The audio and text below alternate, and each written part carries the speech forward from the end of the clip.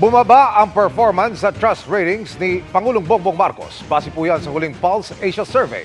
At sa apat na pinakamatataas na opisyal na bansa, tanging si Vice President Sara Duterte ang approve at pinagkakatiwalaan ng mayorya ng mga sinurvey. Narito po ang aking pagtutok.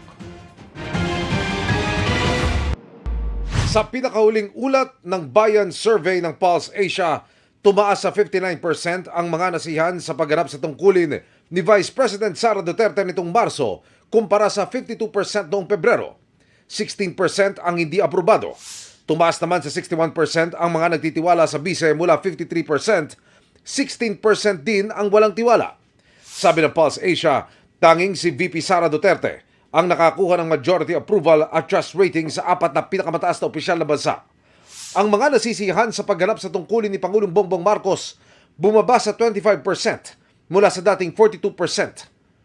53% ang hindi nasiyahan. Bumaba rin sa 25% ang nagtitiwala sa Pangulo mula sa 42% noong Pebrero. 54% naman ang hindi nagtitiwala. Bumaba rin ang performance rating ni Senate President Cheese Escudero sa 39%, habang 14% naman ang kay House Speaker Martin Romualdez. Ang nagtitiwala naman kay Escudero bumaba sa 38%, habang nasa 14% ang kay Romualdez. Sa survey, tinanong din ang respondent sa performance ng administrasyon kaugnay sa pagtugon sa ilang urgent national concerns. Pinakamarami ang hindi nasiyahan sa aksyon ng gobyerno sa pagkontrol ng inflation sa 79%. Sinundan niyan ng paglaban sa graft and corruption, kriminalidad, pagbawas ng kahirapan at aumento sa sahod.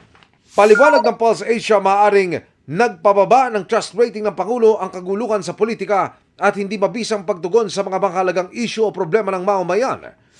Ang pag-angat naman ng approval at trust rating ng bise, posibleng may kinalaman umano sa pag-aresto kay dating Pangulong Rodrigo Duterte noong March 11. Isinagawa ang survey nitong March 23 hanggang 29 sa 2,400 Filipino adults na walang nagpakomisyon.